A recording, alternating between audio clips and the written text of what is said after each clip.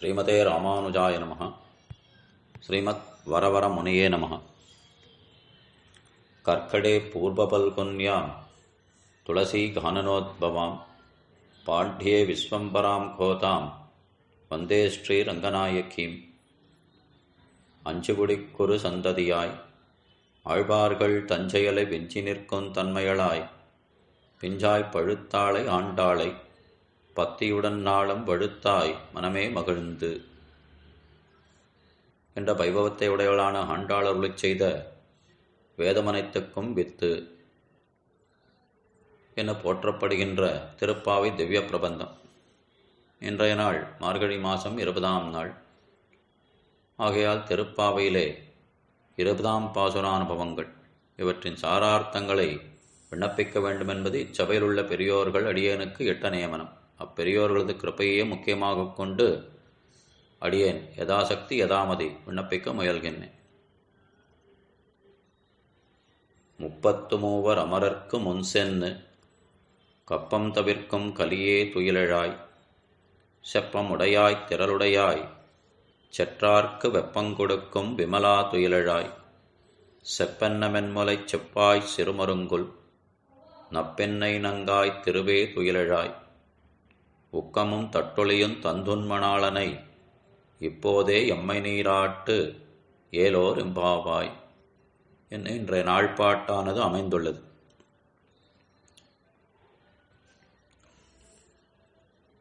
அம்பரமே தண்ணீரே என்னும் 17ஆம் பாட்டாலே ஸ்ரீ நந்தகோபர் யசோதை பிராட்டி கண்ணபிரான் மற்றும் நம்பிமூத்த பிரானான பலராமன் இவர்களுக்கெல்லாம் திருப்பள்ளி எழுச்சி பாடினார்கள் ஆய்ச்சிறுமியர்கள். 4 3 துயிலெழுந்தார்கள் கண்ணபிரானைத் தவிர. நம்முடைய தேவியை விட்டு நம்மை எழுப்புகின்றார்களே என்ன கண்ணபிரான் எழுந்திருக்காமல் இருந்தான். கண்ணபிரானுடைய திருக்குறிப்பை அணிந்த ஆய்ச்சிமார்கள் 18ஆம் பாட்டாலே நப்பின்னை பிராட்டிக்கு திருப்பள்ளி எழுச்சி பாடி அவளை எழுப்பினார்கள். அப்படி எழுப்பி செந்தாமரை கையால் சீரார் வளையொலிப்ப வந்து திறவாய் என்று அவள் வந்து மகிழ்ந்து தங்களுக்கு காரியம் செய்ய வேண்டும் என்று அபேட்சித்தார்கள். அதைத் தொடர்ந்து 19ஆம் பாட்டு குத்துவிளக்கெரிய கோட்டுக்கால் கட்டில் மேல்.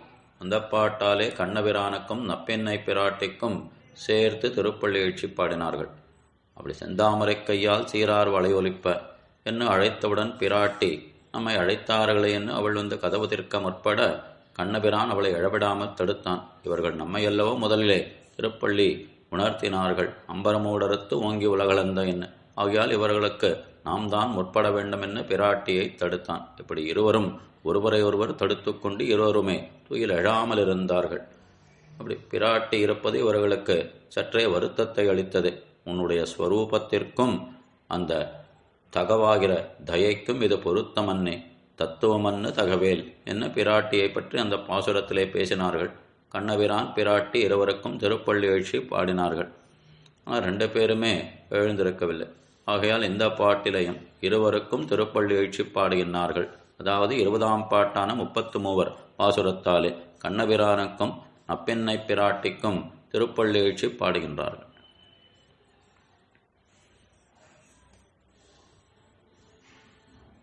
இப்போது ஏற்கனவே கீழ்ப்பாசுரத்தில் தான் இந்த விஷயத்தை பண்ணினான்.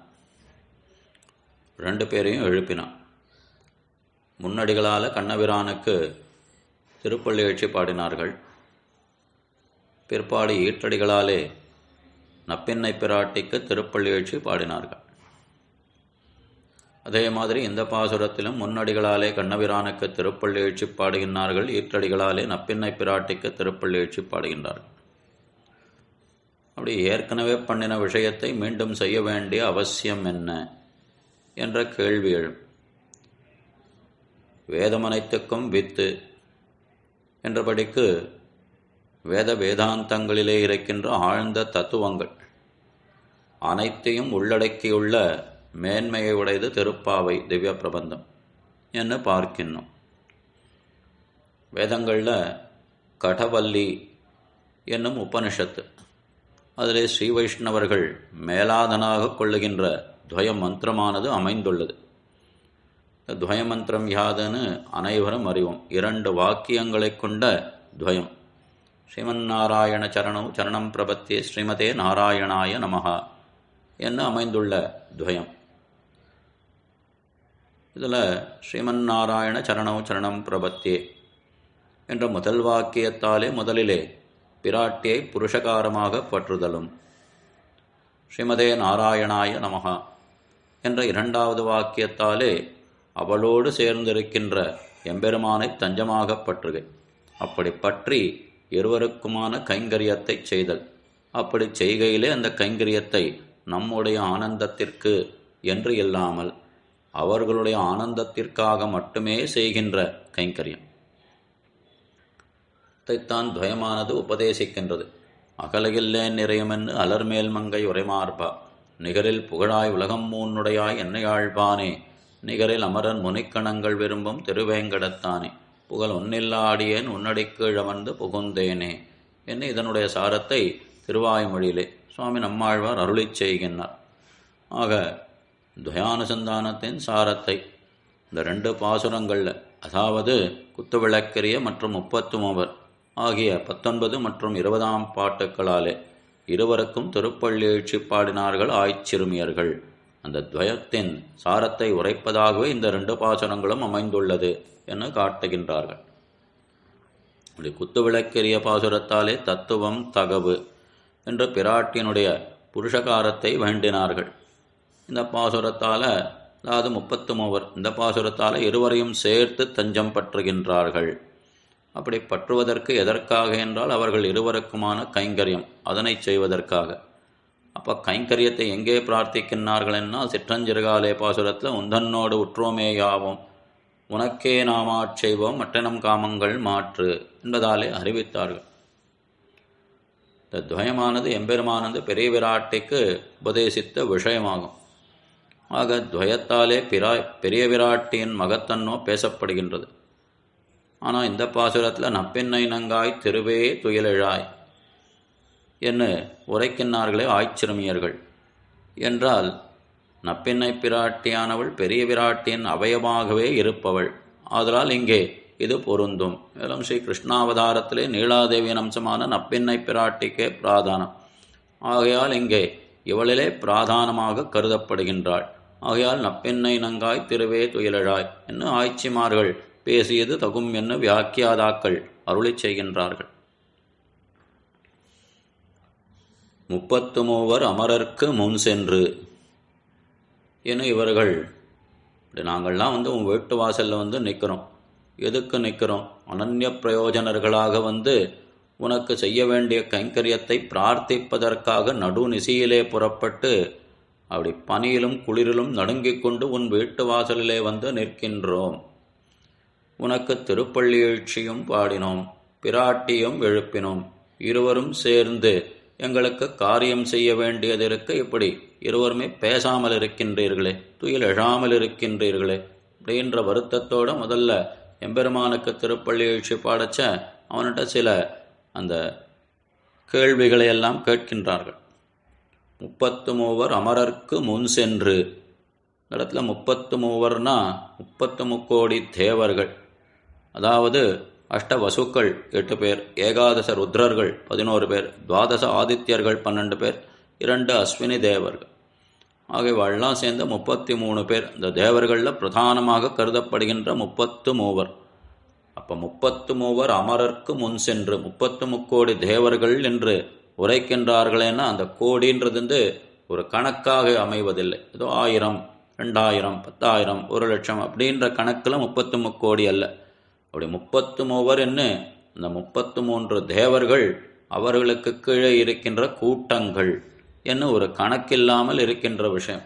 ஒரு அரசாங்கம் இருக்கின்றது. இந்த அரசாங்கத்தில் பல மந்திரிமார்கள் இருப்பார்கள். அந்த மந்திரிமார்களுக்குன்னு துறைகள் இருக்கும். ஆக ஒரு 10 மந்திரிமார்கள் இருந்தான்னா அவர்களுக்கு எவ்வளவோ ஊழியர்கள் இருப்பாள். அதனால் அந்த 10 மந்திரிமார்களை குறிப்பாக சொன்னால் அவர்களுக்கு கீழே இருக்கிறவளையும் சேர்த்து சொன்னதற்கு உபலட்சணமாக இங்கே 33 அமரர் என்ன 33 தேவர்கள் அவர்களை பற்றி பிரஸ்தாபிக்கின்றார்கள். அப்படி 30 முக்கோடி தேவர்கள் எண்மர் 11 ஈரருவர் ஓரிருவர் பொய்கை ஆழ்வார் முதல் திருவந்தாதில அருளி செய்கின்றார். 24 ஈரைந்தின் மேலொருவர் 8 ஒரு நால்வர் ஓரிருவர் என்ன இப்படி பெரிய திருவந்தாதில நம்மாழ்வாரும் 33 அதாவது 33 தேவர்கள் பிரதானமாக இருக்கின்ற தேவர்கள் அவர்களை பற்றி உரைக்கின்ற. அப்படி 33 அமரர்க்கு முன் சென்று கப்பம் தவிர்க்கும் கலியே துயிலழாய். கீழ் அம்பரமூடரத்து ஓங்கி உலகளந்த உம்பரு கோமான் என்று தெரிவித்தார்களே, நீ தேவர்களுக்கு தான் தலைவன் போல் இருக்க, தேவர்களுக்கு தான் காரியம் செய்வ போல் இருக்க. அதே விஷயத்தை இந்த பாட்டிலையும் தெரிவிக்கின்றார்கள். அப்படி 33 அமரர்க்கு முன் சென்று அப்படின்னா இந்த முன் என்ற விஷயமானது காலமுன் இடமுன் என்று இருவகைப்படும். அப்படி காலமுன் என்றால் அந்த தேவர்களுக்கு ஒரு துன்பம் வருவதற்கு முன்பாகவே, அந்த துன்பமான காலம் ஏற்படுவதற்கு முன்பாகவே அந்த துன்பமானது அவர்களை அணுகவட்டாமல் அவர்களுக்கு அருள் புரிகின்ற தன்மையை உடையவன், அவர்களுக்கு அந்த துன்பம் ஏற்படாதபடிக்கு அவர்களுடைய அச்சத்தை நீக்கி வைத்தவன் எம்பெருமான். அது காலமுன். இடமுன் என்பது அப்படி எதிரிகள் விட்ட அன்புகளை எல்லாம் அந்த தன்னுடைய அடியவனுக்கு முன்னே சென்று நின்று கொண்டு அவை அத்தனையும் தாங்கிக் கொண்டானே, இது இடமுன், அவர்களுக்கு முன்னே நிற்பது. இப்படிப்பட்ட விஷயங்கள் முன் என்பதால் காலமுன் மற்றும் இடமுன் என்று இருவகை பொருள்களை உடையதாக இருக்கின்றது. 33 அமரர்க்கு முன் சென்று கப்பம் தவிர்க்கும் கலியே துயிலழாய். அப்படி தேவர்களுக்கு கப்பம் தவிர்க்கும் கலி என்று பேசுகின்றார்கள். கப்பம்னா 2 விதமான பொருள்கள். அதாவது கம்பம், கம்பம்னா வரி என்று அர்த்தம். அப்போ வரின்னு எடுத்துட்டா இந்த அசுரர்களுக்கெல்லாம் தேவர்கள் கப்பம் செலுத்த வேண்டுமாம், வரி செலுத்த வேண்டுமாம். இப்படி வரி செலுத்த வேண்டுமே என்று தேவர்கள் எல்லாம் அசுரர்களை பார்த்து அஞ்சி நடுங்கிக் கொண்டிருக்கின்றார்கள். அப்படி அஞ்சி நடுங்கிக் கொண்டிருக்கின்ற தேவர்களது துன்பத்தையெல்லாம் நடுக்கத்தையெல்லாம் தீர்த்து வைத்தவனாக இருக்கின்றான் எம்பெருமான். அசுரர்களையெல்லாம் அழித்து முடித்தான், தேவர்களை வாழ்வித்து அருளினான். அப்போ அசுரர்களுக்கு வரி செலுத்த வேண்டிய அவசியமில்லாமல் போனது தேவர்களுக்கு. ஆகையால் கப்பம் தவிர்க்கும், அவர்கள் செலுத்த வேண்டிய வரியை செலுத்துவதற்கு அவசியமில்லாதபடிக்கு செய்தான் என்று ஒரு அர்த்தம். அதே சமயம் கப்பம் என்றால் நடுக்கம் என்று பார்த்தோமே. அப்படி அசுரர்களைக் கண்டு அவர்கள் அஞ்சி ஓடுகையிலே அந்த தேவர்களுக்கு முன்னே நின்று அசுரர்களை அழித்தவன் எம்பெருமான். அப்படி அழித்து தேவர்களுடைய நடுக்கத்தை போக்கியவன் எம்பெருமான். அப்படிப்பட்ட செயலை செய்ததாலே 33 அமரர்க்கு முன் சென்று கப்பம் தவிர்க்கும் கலியே துயிலழாய். கலியேனா அல்ல மிடுக்கை உடையவன், மிக்க பலத்தை உடையவன்.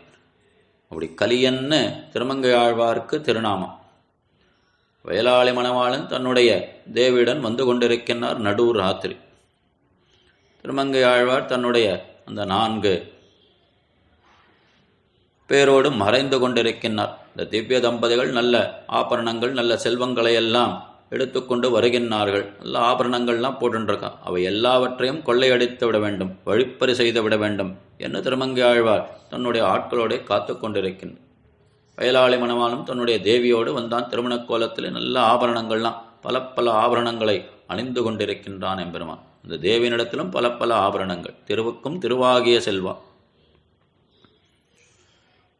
ஆழ்வார் போனார், எம்பெருமான்கிட்ட அப்படி வாளை காட்டி மிரட்டினார், எல்லாத்தையும் கழட்டி கொடுன்னு. எம்பெருமான் எல்லாவற்றையும் கழட்டி கொடுத்து விட்டான்.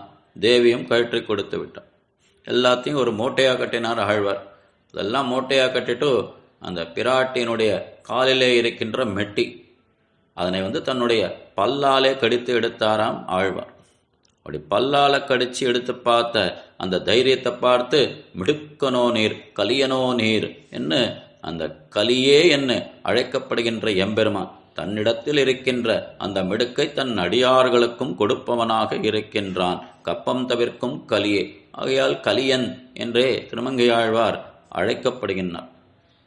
சீர்கலியன் கார்கலியை வெட்டி என்ன பார்க்கின்றோமே சிறிய திருமடல் திவ்ய பிரபந்தத்தில். சீர்கலியன் நல்ல சீர்மையான குணங்களை உடைய திருமங்கையாழ்வார். அந்த மிடுக்கானது நல்ல திருக்கல்யாண குணங்கள் நல்ல பெருமைகள் எல்லாம் நிறைந்த விஷயமாக இருக்கின்றது. வாழ்வலியால் மந்திரங்கொள் மங்கையர்கோன், வாளை காட்டியல்லவோ எம்பெருமானிடத்திலே அந்த திருமந்திரார்த்த விஷயங்களையெல்லாம் பெற்றார் ஆழ்வார். ஆக கலியன் என்ன ஆழ்வாருக்கு அப்படிப்பட்ட பெருமையானது இருக்கின்றது.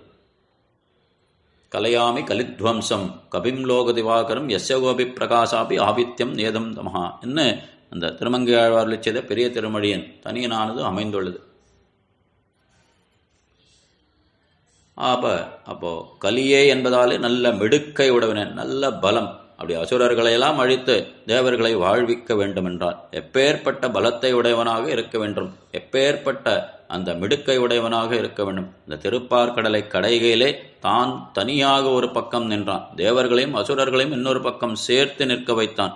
அப்படி நிற்க வைத்து தான் ஒருவனாக அந்த திருப்பார்கடலை கடைந்தான் என்று பார்க்கின்றோம். இன்னத்தினால் அவளை தனியாக நிற்க வச்சுட்டான். இவன் தனியாக நின்றான்னா அவள்லாம் ஐஸ்வர்யார்த்திகள், ஏதோ வேண்டும் என்பதை பெற்றுக்கொண்டு எழுவார், தன்னை விட்டு அகன்று விடுவார்கள். இப்படிப்பட்டவர்கள்ட்டோட்டும் இவனுக்கு உகப்பில்லை. கெண்டையன்கண் மடவாளுறுத்தி கீழையகத்து தயிர் கடையக் கண்டு ஒல்லைநானம் கடைவனின்னு கள்ளவிழியை விழித்துப் பொக்கு வண்டமர் பூங்குழல் தாழ்ந்துலாவ வாழ்முகம் வேற்பச் செவ்வாய் துடிப்பத் தண்டையிர் நீ கடைந்திட்ட வண்ணம் தாமோதராமை அறிவன்னானேன்னு. அதே சமயம் இந்த ஆய்ச்சிமார்கள் தயிர் கடையச்ச இவன் போய் பக்கத்தில் ஒட்டிண்டு அவளோட சேர்ந்து தயிர் கடைவன். என்னத்தினால அவளுடைய கை ஸ்பர்சம் தன் மீது பட வேண்டும் என்பதற்காகவே அப்படி செய்கின்றான். அடியார்களிடத்தில் அவ்வளவு ஊற்றம். தன் தயிர் நீ கடைந்திட்ட வண்ணம் தாமோதரா மெய் அறிவன் நானே அப்படின்னு தெரிவிக்கின்றார் குலசேகராள். ஆக அப்படி தேவர்களையெல்லாம் வாழ்விக்கச்ச மிகப்பெரிய பலத்தை உடையவனாக இருக்கின்றவனே. 33 அமரர்க்கு முன் சென்று கப்பம் தவிர்க்கும் கலியே துயிலழாய். இதெல்லாம் பேசுகிறான்னா ஏதோ நல்ல தேவர்களாக இருக்கணும் போல் இருக்கு. அப்போ தான் அவளுக்கு காரியம் செய்கிற மாதிரி எங்களுக்கும் செய்வ போல் இருக்கு. அதே சமயம் 33 கோடி அப்படின்னு ஒரு எண்ணிக்கை இருக்கணும் போல் இருக்கு. நாங்கள் அவ்வளோ இல்லையே, 5 லட்சம் பெண்கள் தான் இருக்கோம். அதனால் எங்களுக்கு காரியம் பண்ண மாட்ட போல் இருக்கு. ஏதோ கோடிக்கணக்கில் இருந்து தான் உனக்கும் உகப்பு போல் இருக்கு. அடுத்து ஆண்கள் என்றால் காரியம் செய்வை போலும், பெண்கள்னா அவ்வளவு துச்சம். அதனால் எங்களுக்கு ஒன்றும் நீ உதவுவதாக இல்லை. அடுத்தது இப்படி கலியே என்ன அவனை அழைத்தார்களே, நல்ல மிடுக்கை உடையவன். இப்படிப்பட்ட பலத்தை தேவர்களுக்கெல்லாம் கொடுத்து பலசாலியாக ஆக்கி வைத்தான், வாழ்வித்து வைத்தான் எம்பெருமான். ஆனால் நாங்களோ அபலைகளாக இருக்கின்றோம். அதனால் எங்களுக்கு ஒன்றும் உபகாரம் பண்ணுறவனா இல்லை நீ. அவர்கள்லாம் வந்தால் ஏதோ கேட்ட ஐஸ்வர்யத்தை பெற்றுக்கொண்டார்கள், உன்னை விட்டு அகன்று விட்டார்கள். பிரயோஜனாந்தபரர்களாக இருந்து கொண்டு உன்னிடத்தில் காரியத்தை பெற்றுக்கொண்டு காரியம் ஆனவுடன் உன்னை விட்டு அகன்று விட்டார்கள். நாங்களோ அனன்ய பிரயோஜனர்களாக உந்தன்னோடு உற்றோமேயாவோம் உனக்கே நாம் ஆட்செய்வோம் என்றபடிக்கு வந்து உன் வீட்டு வாசலிலே நின்று கொண்டிருக்கின்றோம். எங்களுக்கு பதில் பேசாமல் இருக்கின்றாயே, எழுந்திருக்காமல் இருக்கின்றாயே. கப்பம் தவிர்க்கும் கலியே துயிலழா என்ன அவனுக்கு திருப்பள்ளி எழுச்சி பாடினார்கள்.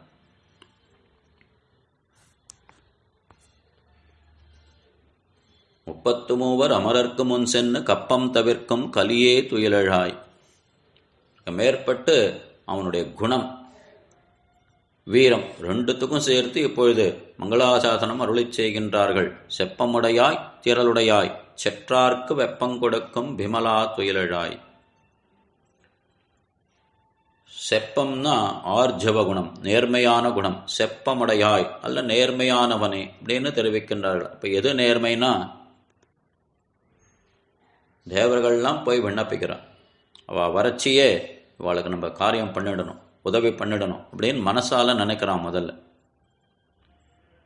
அடுத்து அவர்கள் வந்து கேட்டவுடன் பண்ணுறேனே, அவசியம் பண்ணுறேன், ஒன்றும் கவலை வேண்டாம் மாசுச்சா அப்படின்னு வாயால் சொல்லிடுறான். ஆக முதல்ல மனசில் நினச்சான் இவர்களுக்கு உதவி செய்ய வேண்டும் என்ன, வந்து கேட்டவுடன் வாயாலே செய்கின்றேன் என்ன திருவாக்கு மலர்ந்து அருளினான். இதற்கு மேற்பட்டு அதனை செயல்படுத்துகை, அப்படி சொன்னத்தை செஞ்சு காமிக்கிறான் இல்லையா. அதனால் அப்படி உள்ளத்தால் நினைத்ததை வாயாலே சொல்லி வாயாலே சொன்னதை செயலாலே செய்து முடித்தல்.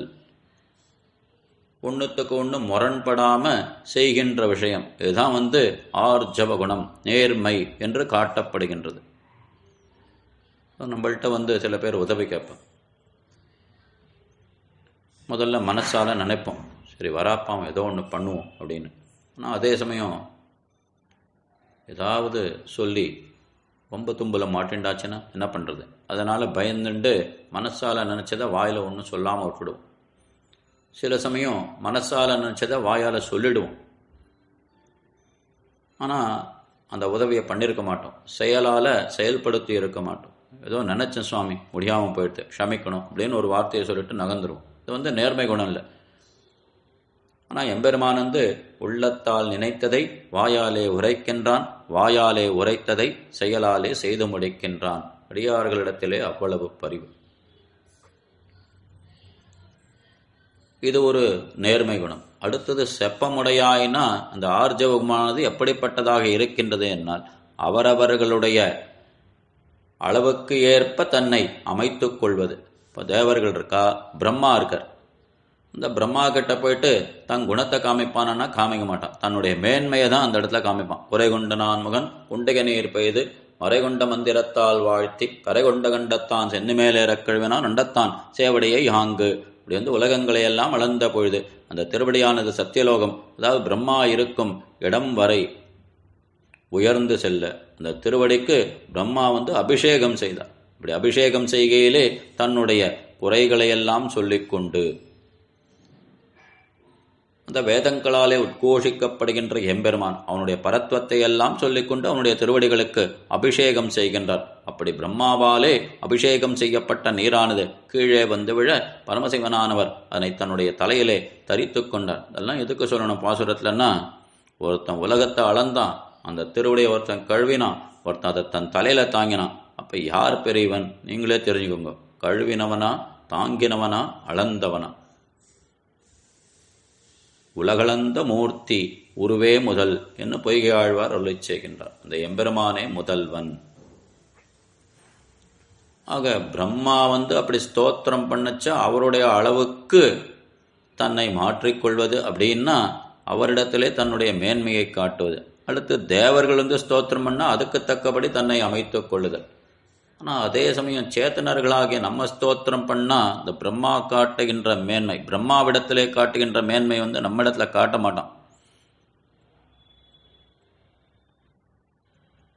நம்ம இடத்துல வரைச்ச எல்லாத்தையும் விட்டுறான். தன்னுடைய குணத்தாலே நம்மை அப்படி ஸ்வீகரிப்பவனாக இருக்கின்றான் எம்பெருமான். அப்படி ஒவ்வொருடைய சக்திக்கு தகுந்தாற்போலே தன்னை அளவுபடுத்தி வைத்துக் கொள்ளுதல். பிரம்மா கிட்ட ஒரு மாதிரி, தேவர்கள் கிட்ட ஒரு மாதிரி, நம்மை போன்ற சேத்தனர்களிடத்திலே ஒரு மாதிரி, அடியார்களிடத்திலே ஒரு மாதிரி, பிறர்களுக்கு அறியவித்தகன் என்ன அவர்களிடத்திலே ஒரு மாதிரி இருக்கின்றான் எம்பெருமான். ஆக செப்பமுடையான்னு இப்படிப்பட்ட நேர்மையான குணம். அடுத்து திரளுடையான்னு தெரிவிக்கின்றார்கள். திரளுடையாயினா நல்ல பலம், இன்னொன்று நல்ல சாமர்த்தியம். இந்த சாமர்த்தியம் எப்படிப்பட்டதாக இருக்கின்றது என்னால், எப்படி செப்பமுடையாயின்றதுல அடியார்களிடத்தில் அவ்வளவு ஊற்றத்தோடு இருக்கின்றானோ, திரளுடையாயின்றதுல அந்த அடியார்களுக்கு இருக்கின்ற எதிரிகளை அழிக்கக்கூடிய வல்லமை படைத்தவனாக இருக்கின்றான், சக்தி உடையவனாக இருக்கின்றான், அவர்களை அழிப்பதிலே மிக்க சாமர்த்தியமுடையவனாக இருக்கின்றான். தன்னுடைய யுக்திகளாலேயே கௌரவர்களை அழித்து முடித்தானே எம்பெருமான் என்னால் திரளுடையாய்.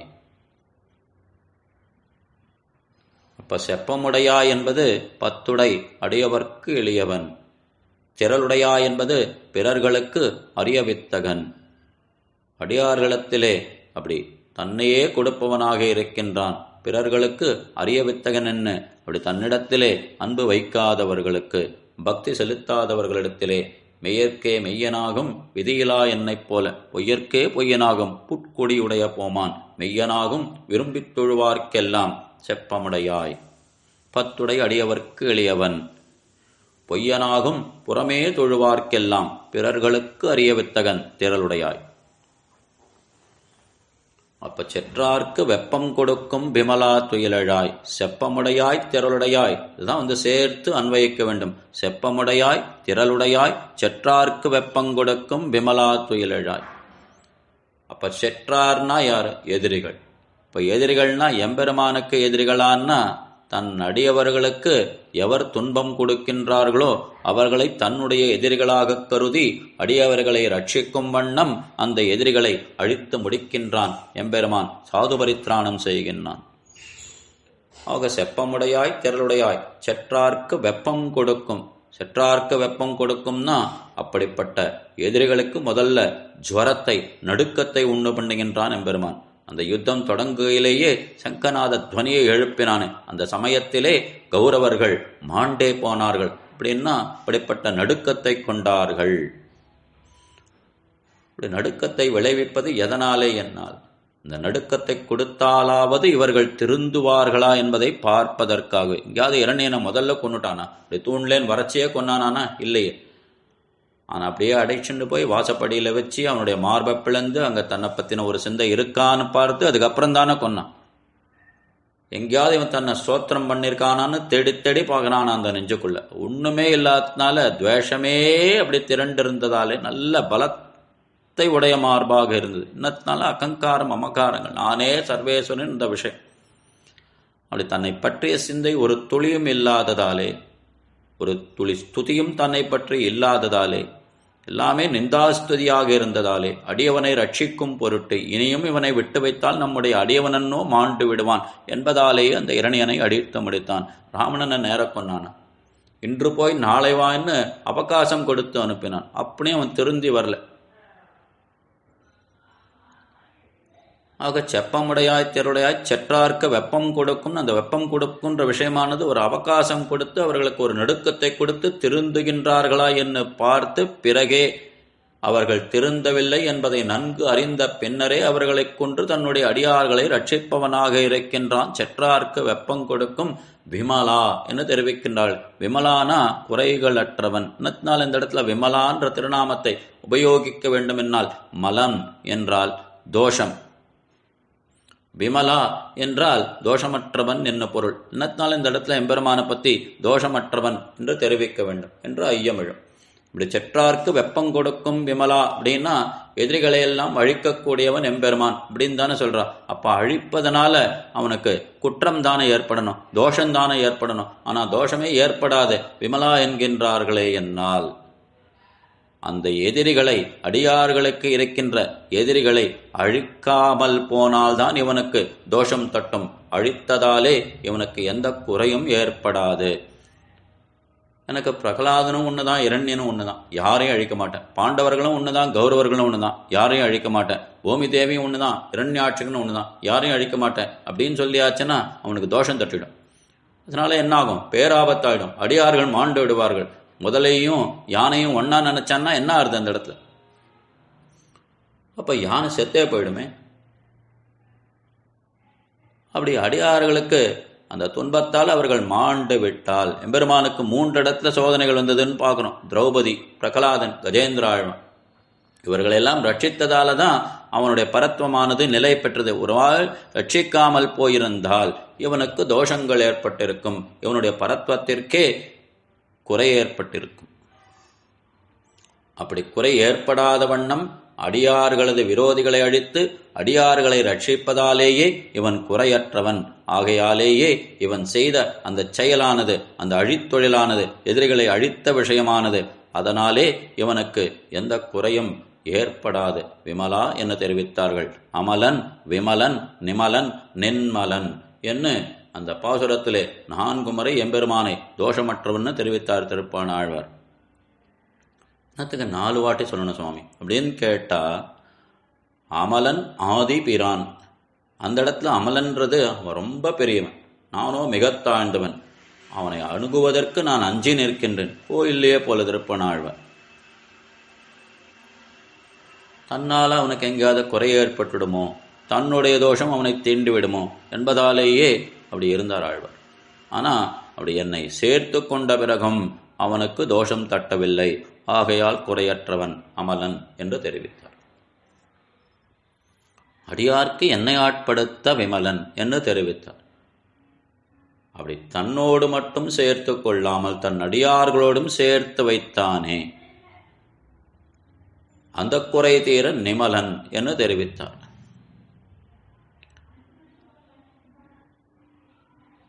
நிமலன் நின்மலன் நீதிவானவன் நீழ்மதளரங்கத் தம்மான். அப்படி நிமலன் என்பதாலே பகவானுக்கும் அவன் அடியார்களுக்கும் அடிமைப்பட்டிருக்கின்ற தன்மையை ஏற்படுத்தி தந்த விஷயம் ஆகையாலேயே நிமலன் என்றார்.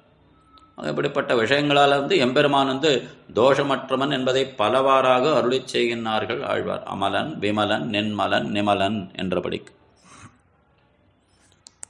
ஆக செற்றார்க்கு வெப்பம் கொடுக்கும் விமலா இப்படியெல்லாம் சொல்லி அவனுக்கு திருப்பள்ளி எழுச்சி பாடினார்கள். நானும் எழுந்திருக்கவில்லை.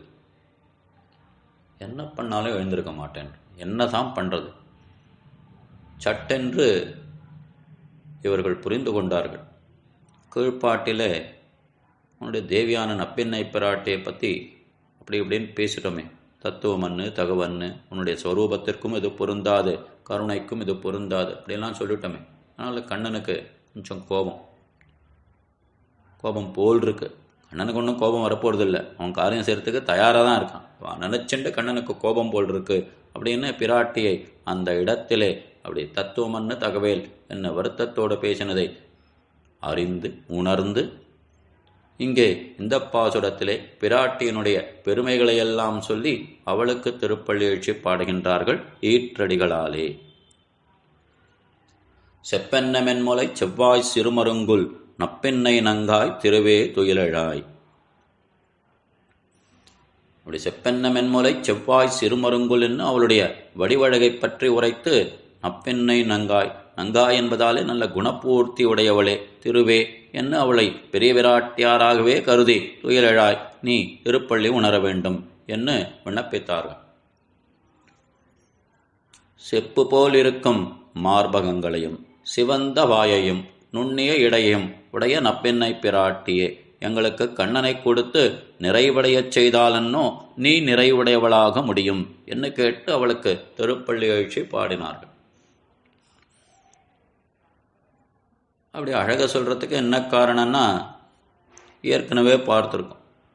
பகவானையும் சேதனையினும் அறிவாலே திருத்த முற்படுகின்றாள். அந்த உபதேசம் விடுபடாத பொழுது பகவானை அழகாலே திருத்துகின்றாள், சேதனனை அறிவாலே திருத்துகின்றாள் என்று பிள்ளைலோகாச்சாரியார் அருளி செய்த ஸ்ரீசுக்தி.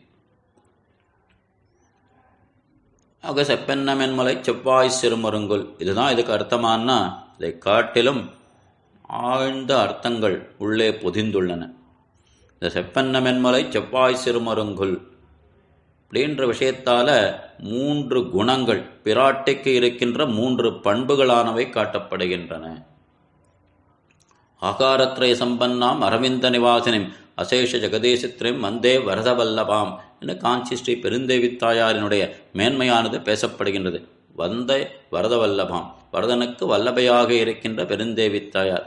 ஆகாரத்ரய சம்பன்னாம் 3 ஆகாரங்கள் நிறைந்தவளாக இருக்கின்றாள். என்ன ஆகாரம் சுவாமி அப்படின்னா, இந்த இடத்துல ஆகாரம் என்பது பண்பு, 3 பண்புகள், முக்கியமான பண்புகள். அது என்ன பண்புகள்னா, திருமந்திரத்தில் இருக்கிற அத்தனை விஷயங்களையும் நன்கு கற்று தேர்ந்து அதன்படி நடப்பவளாக இருக்கின்ற பெரிய பிராட்டியார், அதாவது பெருந்தேவித்தாயார். அப்ப திருமந்திரத்தில் முதல்ல இருக்கிறது என்ன? பிரணவம். இந்த பிரணவத்தால அனன்யார்க சேஷத்துவம், அதாவது பகவான் ஒருவனுக்கே அடிமைப்பட்டிருத்தல், அவனை ஒழிய மற்றவர்களுக்கு அடிமைப்படாமல் இருக்கின்ற தன்மை. அடுத்தது மத்தியம பதமான நமசப்தம். இந்த நமசப்தத்தாலே அனன்ய சரணத்துவம், வேறு ஒரு புகழ் இல்லாமை, எம்பெருமானிடத்திலேயே தஞ்சம் பற்றி இருப்பது, புகழ் ஒன்றில்லாடியேன் உன்னடிக்கீழ் அமர்ந்து புகுந்தேனே என்று தெரிவிக்கின்றார். அடுத்தது இறுதியாக இருக்கின்ற நாராயணாய என்ற பதம், அதாலே அனன்ய போக்கியத்துவம். அப்படி அனன்ய போக்கியத்துவம்னா செய்கின்ற கைங்கரியத்தாலே தனக்கு ஒரு இன்பத்தை, தனக்கு ஒரு போக்கியத்தை வேண்டாமல் அவனுடைய போக்கியத்திற்காகவே செய்கின்ற கைங்கரியம்.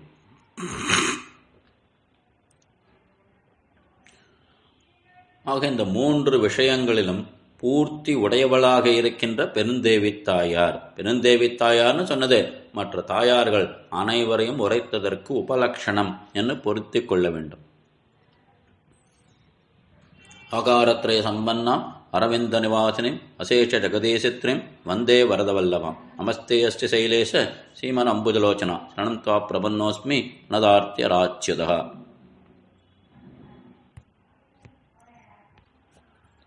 ஆகிய இந்த 3 பண்புகளாலே எம்பெருமானுக்கு வல்லபையாக இருக்கின்ற பிராட்டி. ஆகையாலேயே செப்பென்னமென்முலை செவ்வாய் சிறுமுரங்குள் நப்பெண்ணை நங்காய் திருவே துயிலழாய். அந்த வடிவழகை சொல்லி அதன் உட்பொருள்களாக இந்த குணப்பூர்த்தி உடையவளை என்ன தெரிவித்து நங்காய். ஆகையாலேயே நங்காய். நம்பினா குணப்பூர்த்தி உடைய ஆண், உத்தம புருஷன். நங்காய்னா குணப்பூர்த்தி உடைய பெண், உத்தம ஸ்திரீ. ஆக நங்காய் திருவே துயிலழாய். திருவேன்னு நீலாதேவியின் அம்சம் நப்பின்னை. திருமகளும் மண்மகளும் ஆய்மகளும் சேர்ந்தால் திருமகட்கே தீர்ந்தவாரென் கொல்னு பொய்கை ஆழ்வார் பாசுரம். ஆனால் இங்கே ஆய்மகளான நப்பின்னையை பார்த்து திருவே என்ன சொல்கின்றார்களே என்னால் ஏற்கனவே மேலே பார்த்தோமே, கிருஷ்ணாவதாரத்தில் நப்பின்னை பிராட்டிக்கு தான் பிராதானியம். மேலும் இவள் பெரிய பிராட்டியாரின் அவயவமாகவே இருப்பதாலே இவளுக்கு திரு என்ற அடையாளமானது பொருந்தும் என்று இங்கே வியாக்கியாதாக்கள் காண்பித்து அருளுகின்றார்கள்.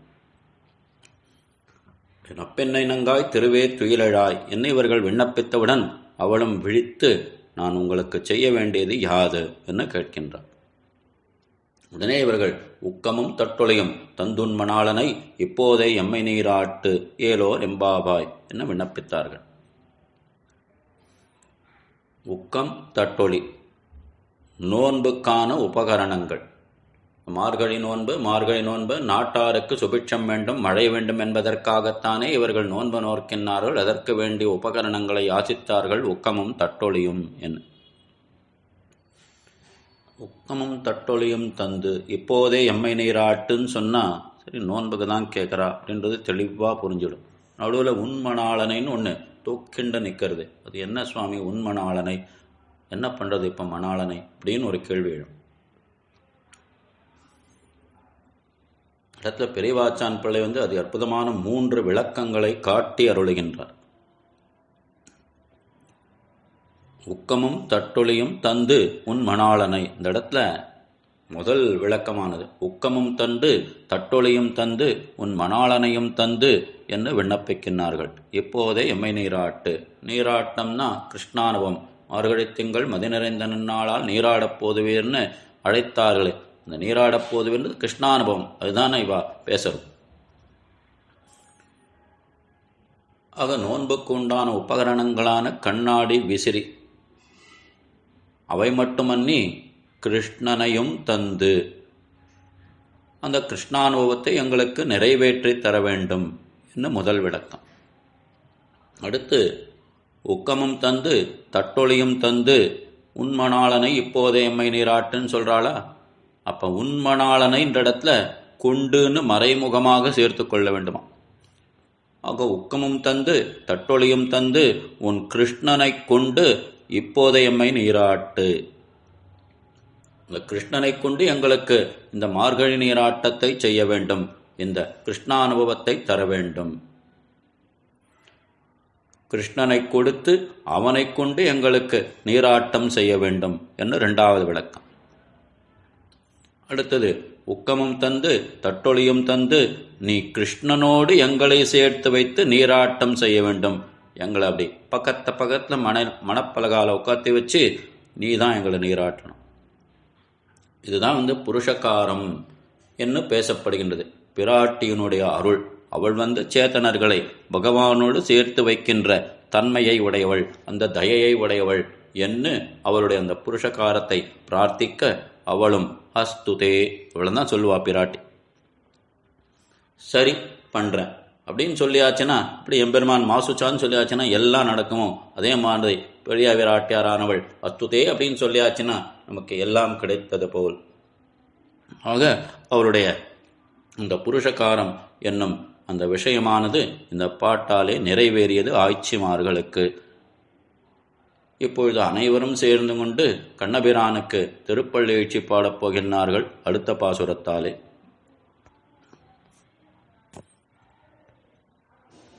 பேராண்மை என்பதரு கண்ணொன் உற்றக்கால் ஊராண்மை மற்றதன் எஃகு என்ன திருக்குறளிலே திருவள்ளுவர் தெரிவிக்கின்றார். பேராண்மை என்பது எது? பகைவரை எதிர்த்து நிற்கும் வீரத்தை மிக்க ஆண்மை என்று கூறுவர். பகைவரை கண்டால்